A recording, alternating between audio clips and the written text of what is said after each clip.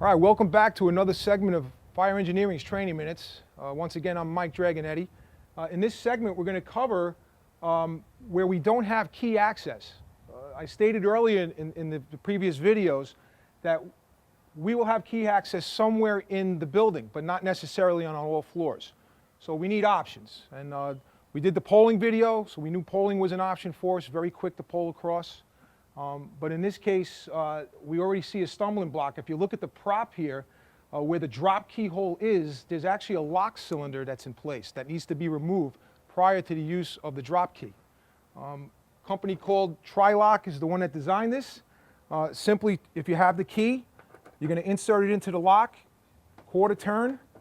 It's going to pull the cylinder out, and now we'll have a direct shot to get to the linkage on the back side of the lock. So again, we're going to use that drop key, insert it into the doorway, and then we're off to the races. You just heard the key pick, right? And then we're going to crack that door open, do the peekaboo.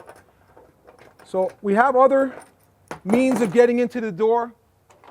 We can use pick tools, which we're going to discuss again and demonstrate in this segment. One of the types of pick tools that we're going to use and get familiar with is what I call the over-the-top pick tool. This is made out of 1/8 of an inch cold rolled steel, and it's bent in different configurations. The first one that was ever designed was by a New York City firefighter. It was basically a piece of wire that was bent at a 90-degree angle. Right? They refer to it as the Z key. And basically you slid the premise is to slide the pick tool up along the face of the door to get over the top so we can get in to the back side of the door lock. All right, so now we're upstairs at an actual elevator door, and we're going to demonstrate the over-the-top pick tool. Again, it's made out of 1/8 of an inch cold rolled steel. This is the one I was referring to earlier. It's called the Z key. It was invented by a New York City firefighter, and then we just, over the years, designs came up different because there's different setups with door tracks and the way the elevator door lock is set. Sometimes it's a little bit higher, sometimes it's a little bit lower to the track, could be inside the elevator shaft further. Again, you want to have multiple style over-the-top pick tools. So we're going to demonstrate this. Now, the important thing here is the power to the elevator has to be off. We already sent that home in the last bunch of videos that we did. Team has to go up to the motor room, lockout tagout has to be in place, and it has to be confirmed. You don't want to open up an elevator door manually with power to the elevator, especially when we're using a pick tool. The last thing you want is power and you to end up inside an electrical box, and that's not going to be a good thing. So power has to be off to the elevator. So before I just take a pick tool and randomly place it on a door lock and get on a door and guess where that door lock is, I want to do my homework. So I'm going to go to a floor where there is a keyhole. There has to be a keyhole somewhere in the building. So we need to go to a floor where there is a keyhole present. Last thing you want to do is spend wasted time trying to figure out where that door lock is. You see there's no keyhole here, so there's no idea for me to figure out where that lock is. So I'm going to go to a floor where the keyhole is present, and I'm going to take my key, open that door, and find my landmark, and then get familiar with the linkage and the action of the door lock. So this is an elevator door prop, but I'm just going to reach in and cheat a little bit instead of going down to the floor. And we're going to do our peekaboo. We're going to open up our door. We're going to take a safe stance so there's no chance of me falling down the elevator shaft. And we're going to open up, slide this pick tool up over the top edge of the door. Right? And I'm going to gauge it and figure out exactly where that lock is located. This has to be in the same location on every single floor. So once I disengage the lock, I'm just going to take an eyeball of where that pick tool is in place, where I release the door lock, and I'm going to measure from the door buck to where that key is. So again, this is going to be my place when I get up to this floor where there is no keyhole. So let's start over again. Door's closed.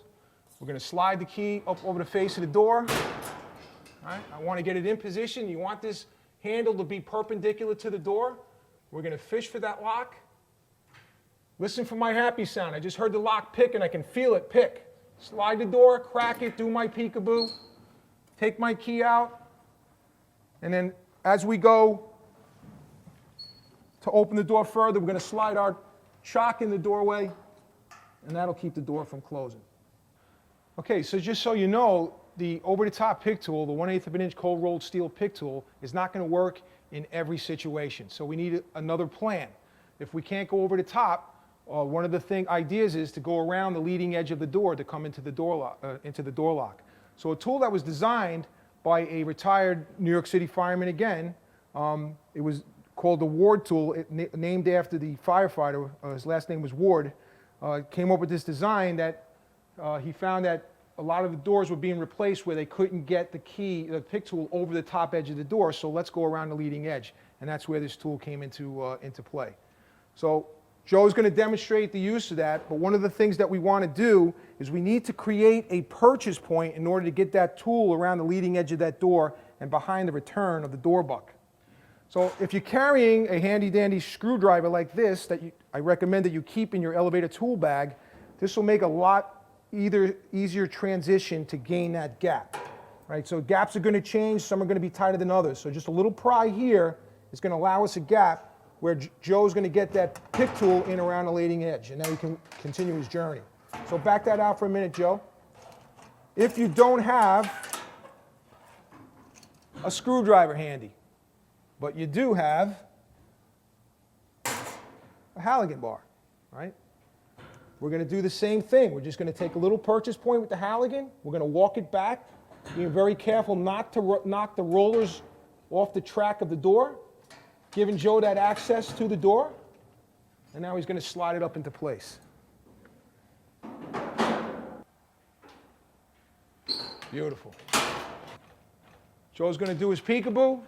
He's going to maintain control of the door so we don't have a falling hazard. He's going to place his chock in there. It's going to keep the door open, but we still maintain control of that opening, and the door lock is not going to be connected again. All right, so in conclusion, you saw the different ways of us picking through the door lock if there's no keyhole present. We also showed that lock cylinder that's being found for vandal reasons in the drop key cylinder. So there's multiple ways of getting through the door when there is no keyhole present. Very important that before we proceed, manual access to a hoistway door, that the power is turned off, locked and tagged out, and confirmed by the motor room team. This is Mike Dragonetti. Thank you for tuning in to Fire Engineering's Training Minutes.